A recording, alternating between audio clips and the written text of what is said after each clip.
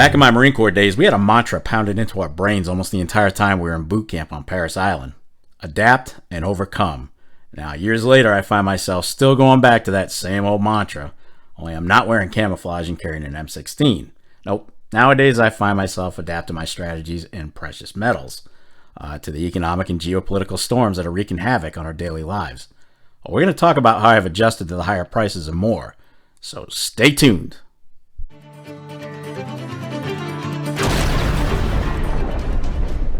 Well, how you doing out there, YouTube? Welcome to another episode of the Silver and Gold Stack Attack. And as always, I hope everyone's doing well, and I'd like to take a minute to thank you for being here today to check out the new video. The amazing support you've given the channel is really appreciated more than you'll ever know. And hell, you already know what line comes next, right? Best damn community on YouTube. Hands down. You folks are the best.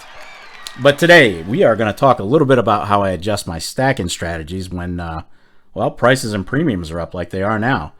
We'll also go over some poll results to see how you guys voted on how you stack during times like these.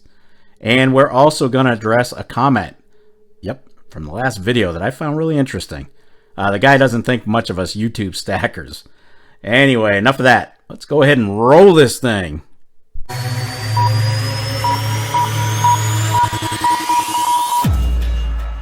So first off, let's take a quick look at that poll I posted a couple of days ago. The question I asked was, have the increasing prices changed the way you stack silver and gold?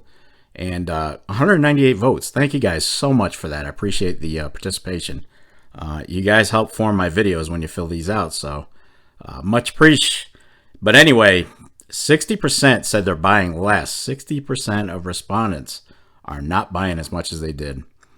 23% said they're buying just as much as they were before.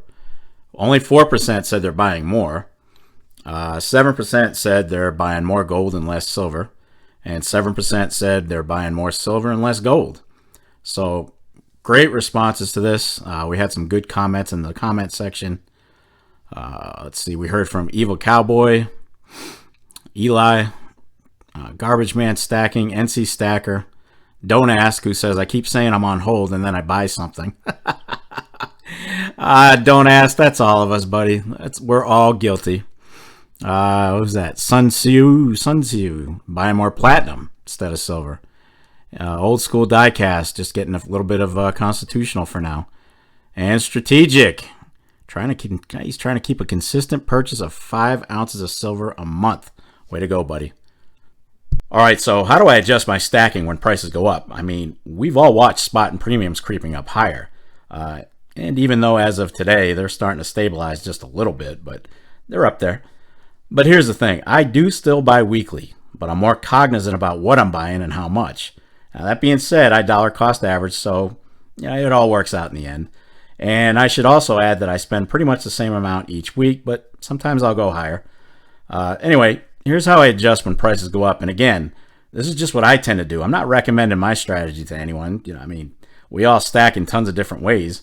You got to do what you do. But for me personally, when prices go up, first, I cut back on the pre-33 gold and I switch to modern gold bullion. I've pretty much collected the pre-33 coins that I really wanted for now. And hell, I'm just happy to have some. They're fantastic, and I do recommend adding a few, but they're a little pricey right now. Second, I avoid generic silver. What? Yep, I do. I avoid it. Why is that? Because even those have gone up. The bottom line is they're selling for just under what you could buy tier 1 government-backed bullion for. And for a couple bucks, you might as well spend that little extra and get the more liquid stuff, right?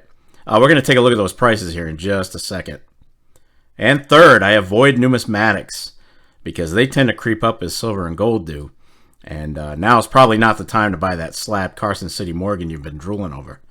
And good luck finding 90% silver these days. Granted, they're not really numismatics unless they're key dates, but if you do find them, this stuff has gone up at an insane rate.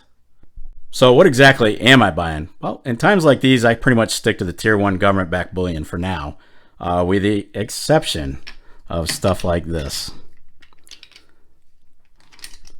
Pandas, they're nice. Not touching them. I don't touch them anyway. That's the only one I own. Silver Eagles, $39 a coin, I'll pass. And Libertads, one of the most beautiful ones out there, nicely designed, 40 bucks a coin. Yeah, I'll hold. Um, Now, I do have a proclivity for going back to Maples and Britannias, but you can also stack the lower tiered stuff. You got your Phils, your Krugs,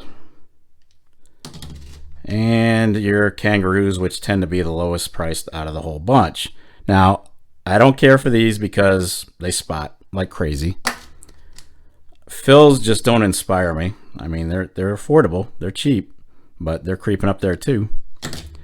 And Krugerrands, they tend to spot up too. So in the end, I go back to the old faithful. I go with Britannias, and I go with Maples.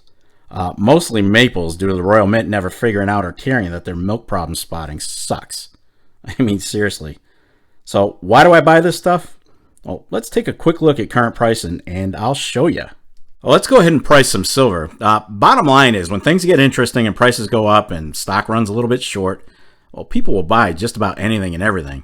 And dealers are very cognizant of this, along with the big box online sites. But here's the inherent problem with generic silver. You're likely going to get current spot price or just slightly above when the time comes to sell it. So you've got to be smart about when you buy it and, of course, when you sell it. Now, if you spend a little bit more on government-backed stuff, you'll have far more liquidity, and you might actually recover more of those premiums. Now, look, if silver hits $35 to $40 or whatever an ounce, then you have no worries either way, right? But are you willing to bet on that? We know silver is undervalued. We know this, but we also know how highly manipulated it is. What we don't know is when the assumed price explosion will get here, or if it'll get here in our lifetimes. And let's face it, some don't have the time to wait due to their ages. You've got to factor in everything. But let's take a look and see what we've got here. Start with American Silver Eagles. Scroll a bit down. This is finebillionprices.com, by the way. All right, so best prices on American Silver Eagles, 39 and up. Ugh. Yeesh. We'll scroll past the gold. Let's take a look at the other government silver. Look at the face value for 90%. $29.24 is the best price out there, at least that this site found. I'm sure there's better. But if we take a look, we see Philharmonics, $29.87, Britannia, $30.19, Krugerrands, $30.43, Britannia again, $31.17. Maples are at $32.49. Libertad, forget about it. So those are your tier ones. But generic, let's take a look at generic. Remember, the average price of tier one that we just looked at was about $29, $30, between $29 and $31. And if we look at generic, we see Sunshine Mints, the best prices out there are at Monument Metals at, let's just call it $30. $30 for a generic round. Wow. eBay, generic rounds, $30. Buffalo rounds, which I hate, by the way. I know they're popular, and I know everybody likes these Buffalo rounds. I can't stand them. I don't know what it is, but I just don't like them. But they're going to cost you almost $31 a piece. And a tube of generic rounds, that adds up to a little over, but right around 30, 29.30. That's insane, guys. That's insane. But here's my whole point in this. Why not spend a little extra to get government-backed coins, government bullion, and get that liquidity back when you sell it? You're guaranteed to get more than you would on generics. And again, it's important. For generics, it depends when you sell and when you buy. So you got to be careful about that. All right, let's get ready to wrap this video up. But first, we're going to take a quick look at a commenter from my last video. He just didn't get my whole "we'll have another buying opportunity during the next dip" remark that I made in that video. And it goes a little something like this. Ivan Ivanov says, "What's this another buying opportunity that you YouTubers who stack silver keep on repeating? If $24 to $25 is too much for you, then you don't know what you're doing. Why should silver price drop for you to make a purchase? If you value silver, any double-digit price is really too low. Silver price should definitely be triple-digit already."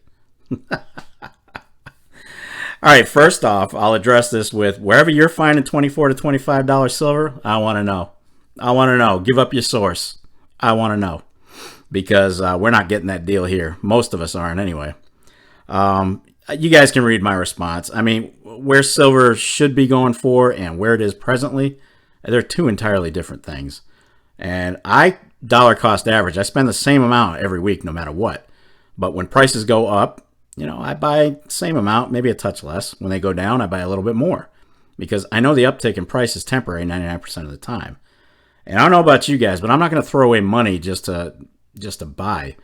And to be quite honest, this guy's basing his entire argument on what he's being fed by silver pumpers. And you can see I wrote this, and they've been yelling for triple-digit silver for years. Buddy, I live in the present, okay? We're not hitting triple digits. We're not gonna for some time, if ever. So if you want to stack based on that and just spend all your money, go for it. Chances are you're not going to see triple-digit silver in your lifetime. If we do, that's fantastic. And that's just my opinion. I'm going to leave it at that. All right, guys. There you have it. That's how I stack when things go a little on the crazy side. But I'm sticking to my guns about what I said a couple of weeks ago. This too shall pass. Silver and gold are going to fluctuate. We know that. But we're not at the point where it's just going to take off. Not yet, anyway.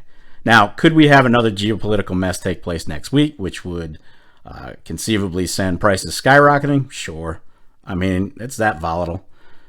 Anyway, be sure to leave a comment down below and let me know your thoughts on this. I do love going through them all, and I do try to respond to each one. And that's going to wrap it up for this episode of the Silver and Gold Stack Attack. And if you made it this far, well, kudos to you. I will definitely catch up with you in the next episode. But in the meantime, you know what you're doing. What do you want to do with your life?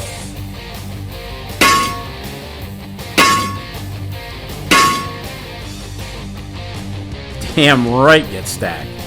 All right, stay safe and be well, everyone. I am out of here. Peace, folks.